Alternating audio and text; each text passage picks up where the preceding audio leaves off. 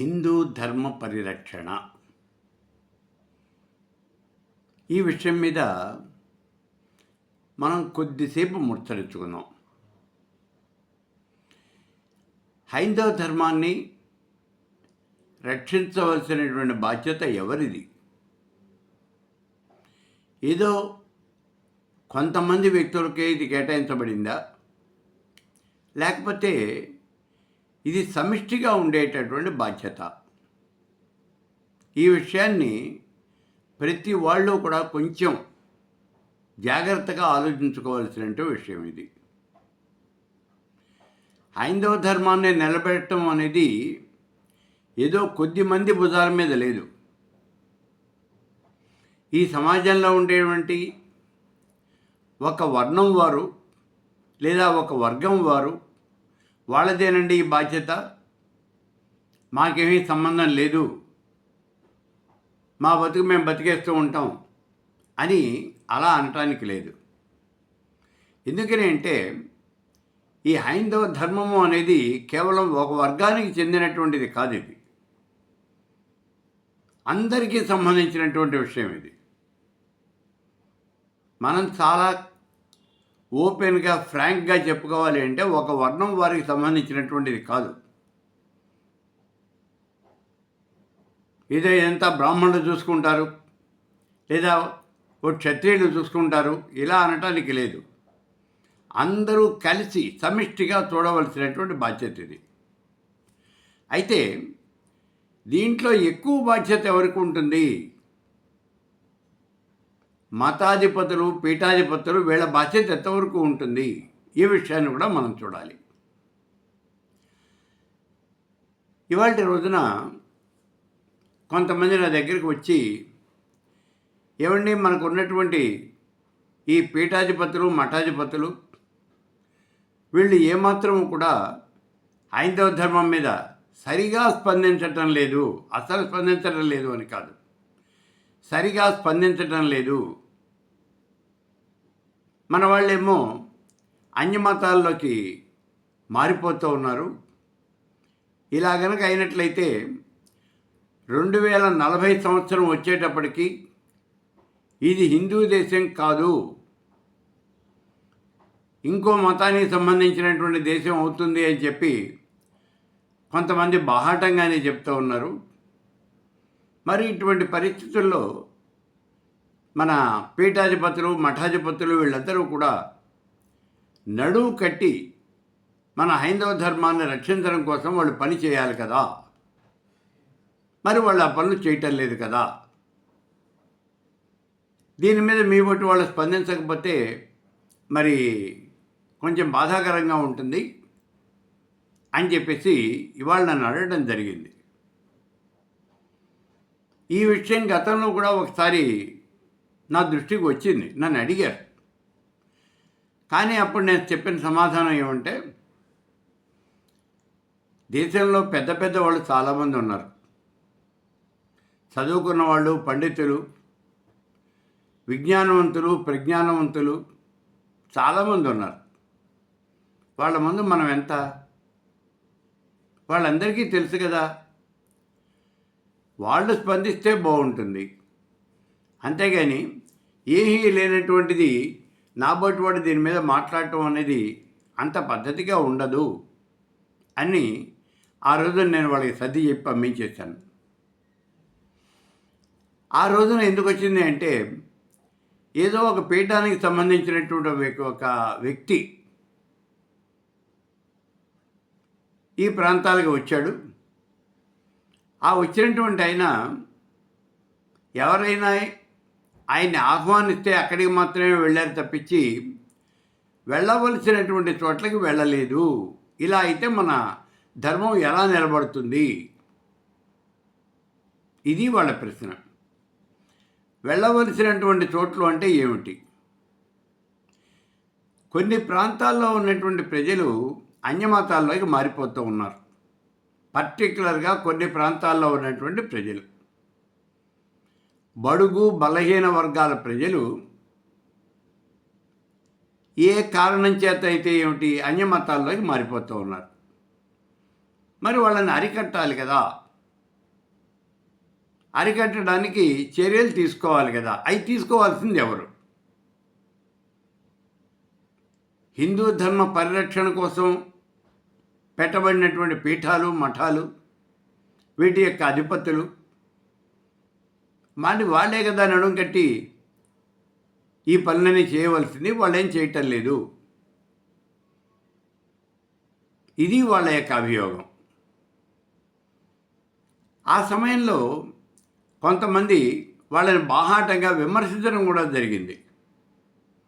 వాళ్ళని విమర్శించారు అనేటటువంటి కోపంతో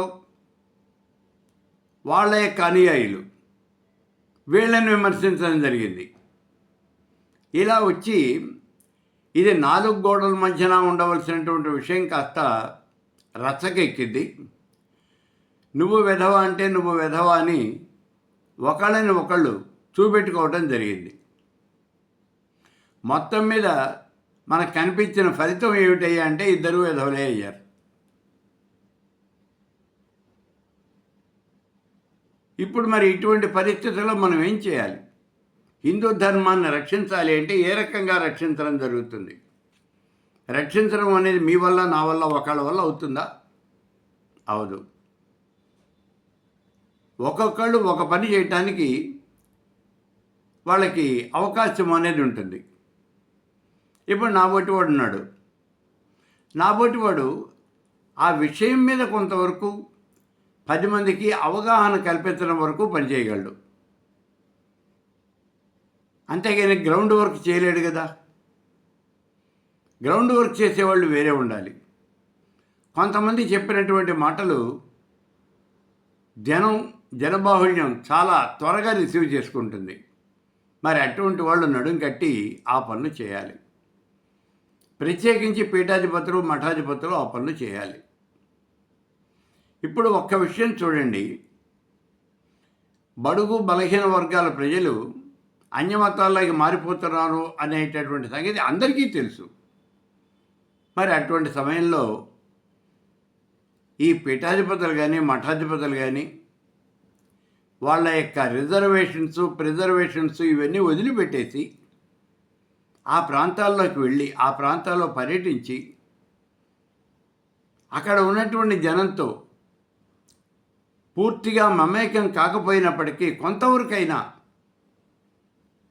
వాళ్ళతో కలిసి వాళ్ళతో మాట్లాడి వాళ్ళకు కొంచెం ఓదార్పు అనేది కలిగిస్తే ఇతర మతాల్లోకి వాళ్ళు మారకుండా మనం కొంతవరకు ఆపచ్చు కదా.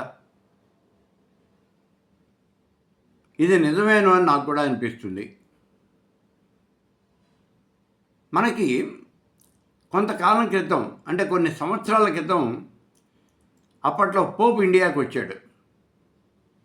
ఆయన మొట్టమొదటిగా చేసినటువంటి పని ఏమిటి? బడుగు బలహీన వర్గాలు ఎక్కడైతే ఉన్నారో,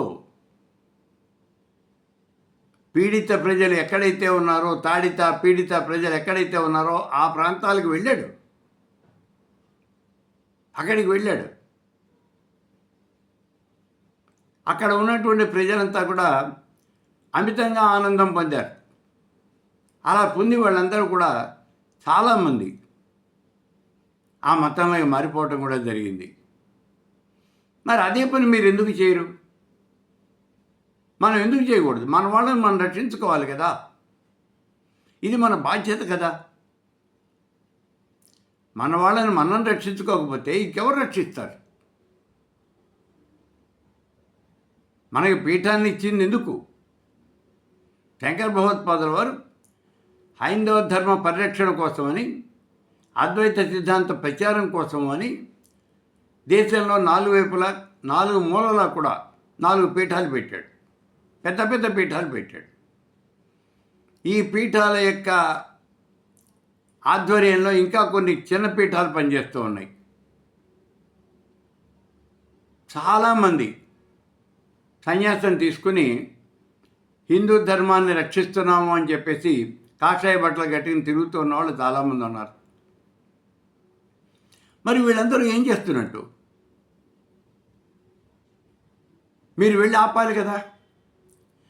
ఒకవేళ మీరే సరిగా కనుక పనిచేస్తూ ఉంటే మరి అన్యమతంలోకి వీళ్ళంతా ఎందుకు మారిపోతూ ఉన్నారు? ఒక్క విషయం చూడండి, ఆలోచించండి. మనం ఎవరిని బ్లేమ్ చేయటం లేదు, ఎవరిని తిట్టడం లేదు, ఎవరిని ఏమంటం లేదు. మన ధర్మాన్ని మనం రక్షించుకుందాము. ఇదొక్కటే నేను చెప్పదలుచుకున్నటువంటిది. తిరుపతి వెంకటేశ్వర స్వామి వారి దేవాలయంలో అరాచకాలు జరిగాయి. మరి అరాచకాలు జరిగినప్పుడు మీ పీఠాధిపతులు మఠాధిపతులు ఏం చేస్తున్నారు? అక్కడే కొంతమంది ఉన్నారుగా, మతాధికారులు మఠాధిపతులు అక్కడే ఉన్నారుగా కొంతమంది. మరి వాళ్ళు ఏం చేశారు?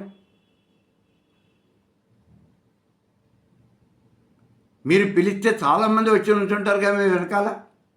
ముందు మీరు నుంచుంటే మీ వెనకాల నుంచునే వాళ్ళు బోల్డ్ మంది ఉంటారు. మీరు ముందు నుంచోవాలనే కదా మిమ్మల్ని ఆ ఆధిపత్యం మీకు ఇచ్చింది. నేను నా దగ్గరికి వచ్చిన వాళ్ళకి చెప్పాను, మీరు బాహాటంగా ఇలా ఒకళ్ళని ఒకళ్ళు విమర్శించుకోవటం అనేది బాగలేదు. మీకేమైనా కనుక ఇబ్బందులు ఉంటే, మీ భావాలు సెపరేట్గా ఉంటే మీరు పోయి పెద్ద ఆయన్ని కలవండి. ఆ పీఠాధిపతులంతా మీకు పరిచయమే కాబట్టి వాళ్ళ దగ్గరికి వెళ్ళండి, వాళ్ళకి ఉత్తరాలు రాయండి, వాళ్ళకి విషయం తెలియజేయండి అని. అంటే వీళ్ళు చెప్పినటువంటి సమాధానం ఏమిటి అంటే, ఆ రోజున మేము ఉత్తరాలు రాస్తున్నామండి, కానీ అవి వారి దాకా వెళ్ళటం లేదు, మధ్యలోనే చించిపారేస్తున్నారు. ఓకే, అలాగే మీకు అందరికీ ఆయనతో పరిచయం ఉంది కదా. లేకపోయినా హిందూ ధర్మ పరిరక్షకులుగా మీరు 10 మంది ఓ గుంపుగా పెడితే మిమ్మల్ని కలవను అని ఆయన అనడు కదా, ఆ పెద్ద ఆయనకు విషయం చెప్పండి. స్వామి, మన పీఠం తరఫున వచ్చినటువంటి వాళ్ళు ఏ రకంగానూ కూడా మన ధర్మ సంస్థాపన కోసం, ధర్మ ప్రచారం కోసం వాళ్ళు పనిచేయటం లేదు. మీకు ఉన్నటువంటి భావాలు ఏమో మీరు చెప్పండి. ఆయన కరెక్ట్ చేస్తారు, ఆయన చూసుకుంటారు అవి. ఆయన కూడా చూసుకోకపోతే అప్పుడు ఆలోచిద్దురు. కానీ అంతేగాని ఇలా వాడు పనిచేయటం లేదని వీడు పనిచేయటం లేదని వాడు ఒకళ్ళనొకళ్ళు విమర్శించుకుంటే వచ్చేది ఏముంది చెప్పండి? అవతల వ్యక్తుల దృష్టిలో ఇద్దరూ చులకనైపోతున్నారు కదా. మనకి చిన్నప్పుడు ఒక కథ చెప్పారు చూడండి, పొట్టలో పాము పుట్టలో పాము అని. అలాగే అవుతుంది. మీరిద్దరూ కొట్టుకుని 10 మంది దృష్టిలోనూ హిందూ ధర్మాన్నే మీరు చులకన చేస్తున్నారు కదా. ఇప్పటికే మనము అన్న, హిందువులు అన్న, హిందూ ధర్మం అన్న చాలా చులకన భావం ఉంది.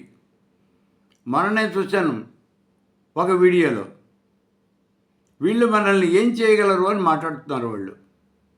నిజమే, మనమేం చేయలేము. మనం ఏమైనా చేయగలిగితే సుమారు 1000 సంవత్సరాల్లో గజని గోరి మన దేశమే దండయాత్రకు వచ్చినప్పుడు అప్పుడే మనం ఆపగలిగేవాళ్ళం కదా. మనం వాళ్ళని ఆపలేకపోయాము అంటే మనం ఏం చేయలేమనే విషయం తెరతెల్లం అవుతూ ఉన్నది. మనం ఏం చేయలేకపోవడంలోనే వాళ్ళు మన దేశం మీద దండయాత్ర చేశారు, మన్ని పరిపాలించారు. అధిక సంఖ్యాకులమైనటువంటి మనం అల్పసంఖ్యాకులైనటువంటి వాళ్ళ చేతి కింద నీళ్లు తాగవలసిన పరిస్థితి మనకు ఏర్పడింది. మనం ఏం చేయలేకపోబట్టే మనం ఇలా ఇబ్బందులు అనేవి పడ్డాం. కాబట్టి ఇప్పటికైనా ఐక్యత అనేది తెచ్చుకోండి. అవతలను విమర్శించడం కాదు. ఎవరి మీద అయితే మీకు ఇబ్బందులు, ఎవరి వల్ల అయితే మీకు ఇబ్బందులు వస్తున్నాయనుకున్నారో వాళ్ళందరితోనే కలిసి ఒక మీటింగ్ పెట్టుకోండి, ఒక సమావేశం ఏర్పాటు చేసుకోండి, ఉమ్మడి ఎజెండా ఒకటి తయారు చేసుకోండి. ఈ పనులు మనం చేద్దాం, మీరు ఈ పని చేయండి, మేము ఈ పని చేస్తాం. మొత్తం మీద మన ఇద్దరి ధ్యేయం ఏమిటి, మన అందరి ధ్యేయం ఏమిటి అంటే హైందవ ధర్మ పరిరక్షణ. ఈ పని మనం చేయాలి. ఇలా ఒక ఉమ్మడి ఎజెండా కామన్ ప్లాన్ ఒకటి తయారు చేసుకుని దాని ప్రకారం నడవటం అనేది చాలా ఉత్తమం. అంతే తప్పించి ఒకళ్ళని ఒకళ్ళు విమర్శించుకుంటే ఇద్దరూ కూడా రోడ్డునే పడతారు తప్పించి దానివల్ల ఉపయోగం అనేది ఏమాత్రం కూడా లేదు. ఈ విషయాన్ని ఒక్కసారి మీ అందరి దృష్టికి తీసుకువద్దాము అనే ఉద్దేశంతోనే నేను ఇవాళ దీని మీద స్పందించడం అనేది జరుగుతుంది. ఇవాళ రోజున దీని మీద జరుగుతూ ఉన్నటువంటిది ఏం లేదు. జరగవలసింది అయిపోయింది. రాబోయే కాలంలో అయినా సరే ఇలాంటివి జరపవద్దు, ఇలాంటి పనులు చేయవద్దు. అయితే నాబోటివాడు చెప్తే ఎవరు వింటారు అనే మాట ఎప్పుడూ ఉంది. నేనేమీ కాదన్ను. ఎవరిని వేలెత్తి చూపటం అనేది ఇక్కడ నా ధ్యేయం కాదు. హిందూ ధర్మ పరిరక్షణ ఒక్కటే నా ధ్యేయం. దానికి కావలసినటువంటి సహాయ సహకారాలు ఏమున్నాయో, ఆ ప్లాన్ ఏమున్నదో, ఆ ఉమ్మడి ఎజెండా అనేది మీరు తయారు చేసుకుని దానికోసం పరిశ్రమ చేయండి. నా వంతు సహకారాన్ని నేను అందిస్తాను. నేను చేయగలిగింది చేస్తాను. దయచేసి రోడ్డు మీద మాత్రం పడకండి.